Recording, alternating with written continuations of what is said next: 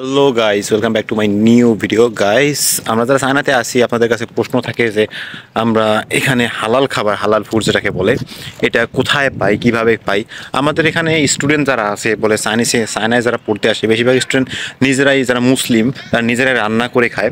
এবং মাঝে মাঝে আমাদেরকে বাইরে খেতে হয়, কারণ ক্লাস থাকে, ল্যাব থাকে, এগুলো এখানে রান্না করার সময় হয় না, খাওয়ারও সময়টা হয় না।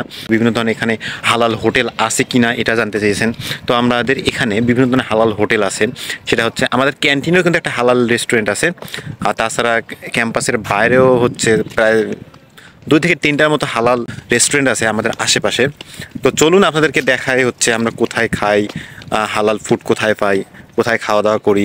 তো এই ভিডিওতে শেষ পর্যন্ত দেখলে আপনারা অবশ্যই বুঝতে পারবেন। আমি এখন ঠিক ডর্মের নিচে অবস্থান করতেছি, আমরা যে ডরমেটরি আছে সেটা নিচে অবস্থান করতেছি। তো আমাদের ক্যান্টিন হচ্ছে আমাদের ডরমের ঠিক সামনে, আমাদের হচ্ছে পেছনে যেটা দেখতেছেন এটা হচ্ছে আমাদের ক্যান্টিন, 2 তলা বিশিষ্ট ক্যান্টিন। তো আমি এখন ক্যান্টিনের ভেতরে ঢুকবো। আমি এখন ক্যান্টিনের ভেতরে ঢুকতেছি। এটা হচ্ছে আমাদের ক্যান্টিনের প্রবেশপথ। এটা হচ্ছে আমাদের ডান সাইডের একবারে ক্যান্টিনের প্রবেশপথ। আমাদের ক্যান্টিনের প্রবেশপথ হচ্ছে 3টা, ওই সাইড দিয়ে 2টা গেট আছে। তো ভেতরে ঢোকা যাক।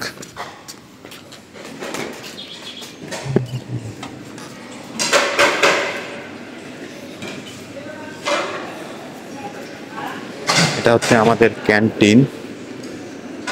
তো ক্যান্টিনটা পুরো এখন ফাঁকা, কারণ এখন সবার ক্লাস হচ্ছে, ক্লাস টাইম। তো ক্লাস টাইম হয়তো আর আধা ঘন্টার মধ্যে শেষ হবে। শেষ হওয়ার পরে এই জায়গাগুলা সবগুলা পূর্ণ হয়ে যাবে। তো এই যে শেডগুলো দেখতেছেন, এই শেডগুলোতে হচ্ছে রান্না করে, এক কথায় যে খাবার পরিবেশনা করে। তো খাবার দেয়, এখানে দেখা যাচ্ছে বিভিন্ন ধরনের খাবার।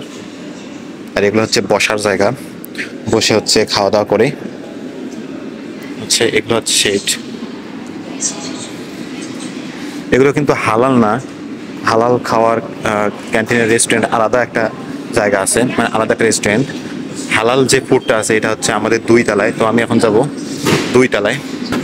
আমাদের যে হালাল রেস্টুরেন্ট আছে এটা হচ্ছে সেকেন্ড ফ্লোরে। সেখানে যে এখন খাওয়া দাওয়া করার চেষ্টা করব, সেখানে গিয়ে এখন খাওয়া দাওয়া করব। উপরতলাটা সম্পূর্ণ ফাঁকা। যে আমাদের সোজা সামনে হচ্ছে হচ্ছে দেখতেছেন এটা হচ্ছে হালাল। ওই সামনের কর্নারে যেটা আছে এটা হচ্ছে হালাল। তো এখানে খাওয়ার চেষ্টা করব, এখানে কি কি খাবার আছে এটা দেখার জন্য। এটা হচ্ছে হালাল রেস্টুরেন্ট।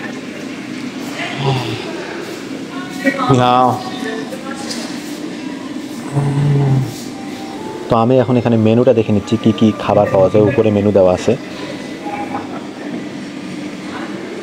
এখানে উপরে যে লিস্টগুলো দেখতেছেন এগুলো হচ্ছে খাবার লিস্ট। এখানে বিভিন্ন ধরনের লুডুস বলেন, হচ্ছে বিভিন্ন ধরনের ভাত বলেন, তারপর সব কিছু এখানে পাওয়া যায়। আপনাদের এখানে বাইরের থেকে অনেক চিপে পাওয়া যায় এখানে। আমাদের রেস্টুরেন্ট এখানে হচ্ছে মুসলিমরা কাজ করে। তো আমি এখানে বসলাম। এখন বাজে প্রায় সন্ধ্যা 7টা। তো চাইনিজদের এই টাইমটাতে তাদের ডিনার অলমোস্ট শেষ হয়ে যায়। এখন ক্যান্টিন পুরোটাই ফাঁকা। তো এখন বলা যায় আপনারা যদি চায়নাতে আসেন, চায়নার সবচেয়ে বেশি যে সমস্যায় পড়বেন সেটা হচ্ছে খাবার নিয়ে। কিন্তু আপনারা যদি একটু খোঁজাখুঁজি করেন, আশেপাশে খোঁজাখুঁজি করেন, অবশ্যই আপনারা হালাল রেস্টুরেন্ট পেয়ে যাবেন। এবং যারা ভার্সিটিতে আসবেন তারা হয়তো ক্যান্টিনে খোঁজ নেবেন। যে কোনো ভার্সিটিতে আসবেন তারা যদি ক্যান্টিনে থেকে খোঁজ নেয়, অবশ্যই আপনারা হালালের যে কোনো একটা রেস্টুরেন্ট পেয়ে যাবেন ক্যান্টিনের মধ্যে। তো আপনারা সেখান থেকে খাওয়া দাওয়া করতে পারবেন। এই রেস্টুরেন্টে যে লোকগুলো কাজ করতেছে এদের মাথায় দেখবেন টুপি, এবং মহিলাগুলো হিজাব পরে আছে।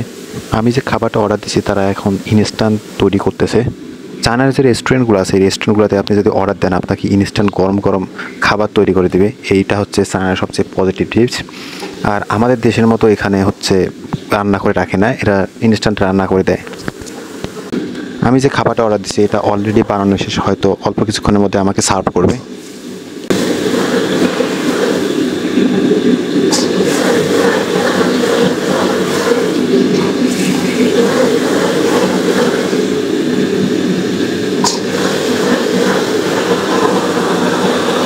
আমি কিন্তু আমার অলরেডি খাবার নিয়ে এসেছি। এটা হচ্ছে আমি নিলাম আলুর সাথে হচ্ছে বিফ। এটা একটা মানে ইনস্ট্যান্ট এটা তৈরি করে দিল এখনই। তো আমি এখন এটা খাবো, দেখি এটা টেস্ট কীরকম আপনাদেরকে জানাবো অবশ্যই। তারপর এটা হচ্ছে বিফ, এটা হচ্ছে বিফ হচ্ছে গরুর মাংসের টুকরা। তারপর হচ্ছে এটা হচ্ছে আলু, এটা হচ্ছে আলু। তারপর এখানে পেঁয়াজ দিছে, বড় বড় পেঁয়াজ। তারপর হচ্ছে মরিচ দিছে। তো এগুলো সবগুলো এক জায়গায় করে ইনস্ট্যান্ট বানাই দিল এখন। ভাতটা আগেরই বানাইছিল, তো এইটা শুধু এই মাংসটা আর আলুটা এখন ইনস্ট্যান্ট বানাই দিল। হাতে মোটামুটি এটার দাম হচ্ছে আপনার 16 RMB করে। 16 RMB বাংলাদেশে প্রায় 200 টাকার মতো, মেবি 220-25 এইরকম হবে বাংলাদেশি টাকায়।